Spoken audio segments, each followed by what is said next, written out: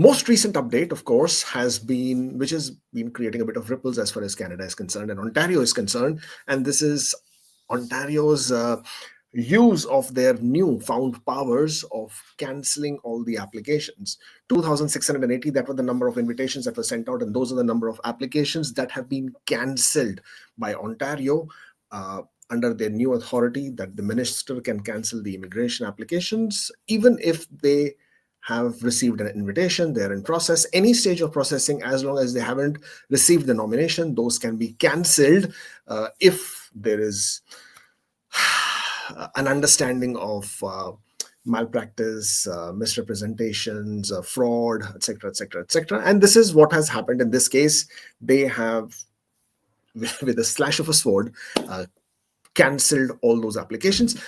Now, I understand the fraud. I understand that Ontario needed to take this action because they're saying that they are not able to identify the number of people who have used fake payrolls, fake job offers, fake work experiences, and therefore, because they cannot establish the credibility of the background, therefore, they are canceling all the applications. Now, in principle, it's understandable. And of course, program integrity is supreme than anything else, and it should always be upheld so that everybody can have a fair chance.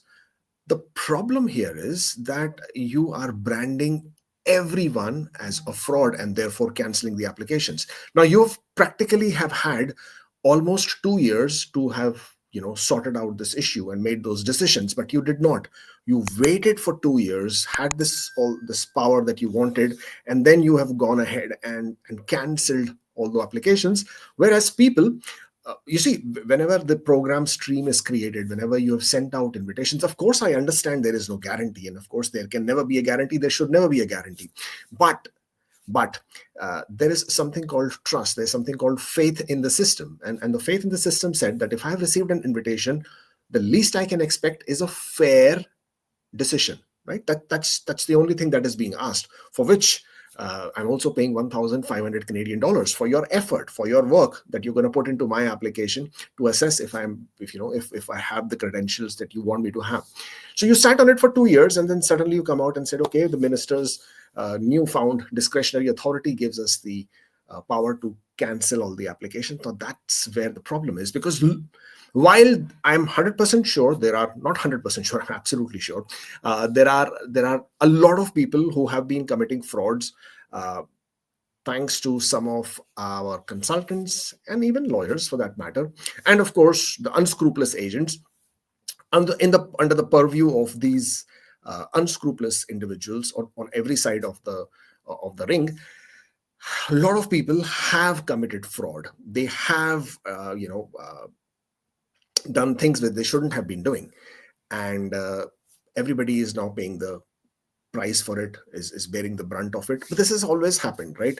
Whether it is Saskatchewan, the increased number of scrutiny, whether it is the LMIA, whether it is so many different spousal sponsorship applications, express entry applications, postgraduate work permit applications, the amount of scrutiny which goes up because so many other bad actors or bad apples play out bad games with a bad intention. So if everything is bad, something has to be done, and then they come out with even worse actions. It feels quite unfair for the genuine people. And out of this 2,680, there were thousands, I'm sure, who are also genuine, who really did have faith in the system, faith in Ontario, and they did actually have the work experience that was required. And now they are tough out of luck. They put their faith. So for 2 years, basically, you were waiting for your application to be decided upon, and you put everything on hold, right? You thought, okay, I've got everything genuine, and I'm quite straightforward. I should get this nomination. Once I get this nomination, I'll be able to apply for my PR. So based on this, I don't have to look for any other opportunities. I don't have to, get better English language scores, for that matter, or to start learning French, or to find any other employer who can support me. I don't need to do any of that. I've already received my invitation, and I'm all legit. So I should get through. So you basically put everything on hold, and you just trusted that Ontario, every morning you would wake up with a feeling of hope that today I will get a decision. And that is the worst part.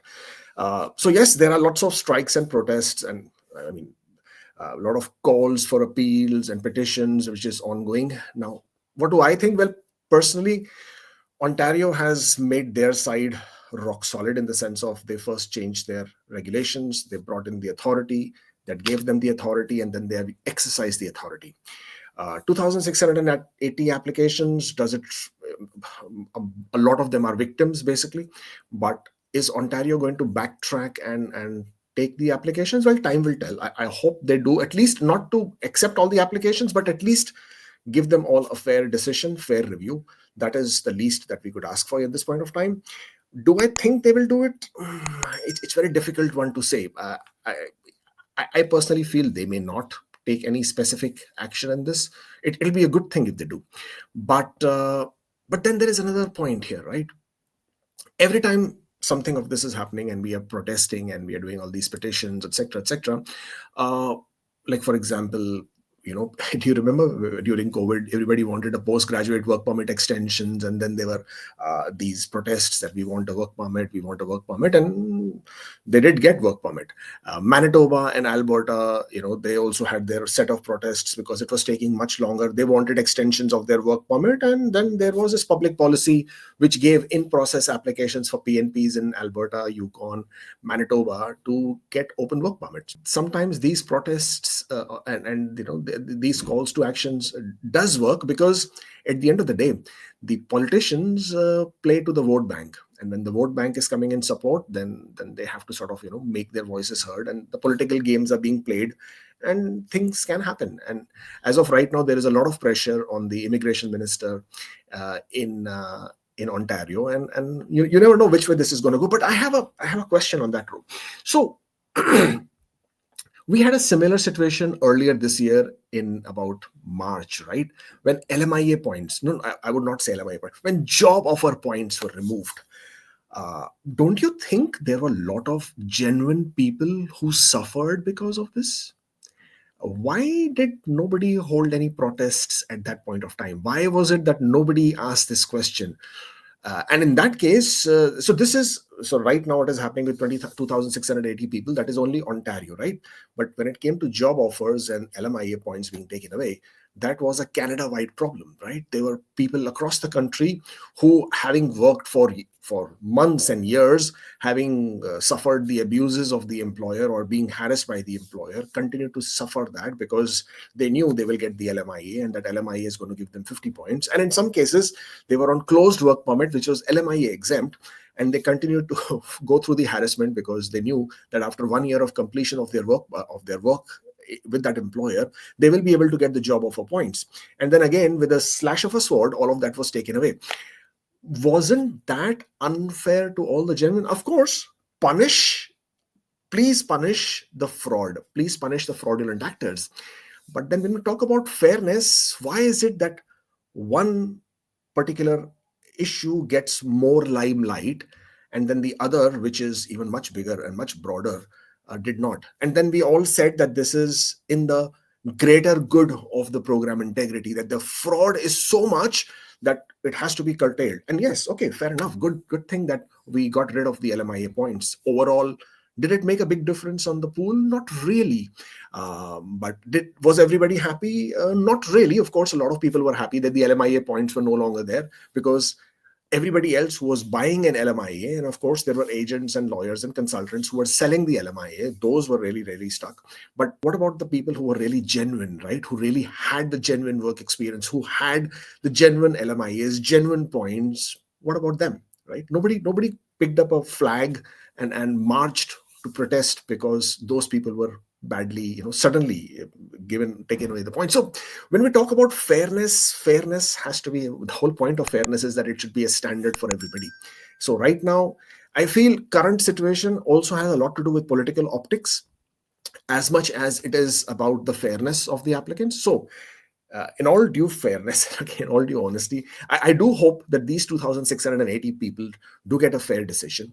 And not only that, on the contrary, Ontario should take it upon them to reopen these applications, review these applications, and punish the ones who are found to be fraudulent, rather than just cancelling. Because just cancelling means those people still got away pretty. They will now find some other way of running something unscrupulous. So they lost few $1,000s and big deal. But they didn't really get punished. The people who got punished were the ones who actually about the legit ones. So I actually feel that this is what they should be doing. They should reopen the applications, find out who are the ones who are really unscrupulous, find those agents, find those consultants, find those lawyers, find those unscrupulous people who are behind them, and then punish them. Lay some heavy penalties, bring in some very serious jail term for misleading, fraud, uh, misuse of their I wouldn't say powers, but the responsibility and everything.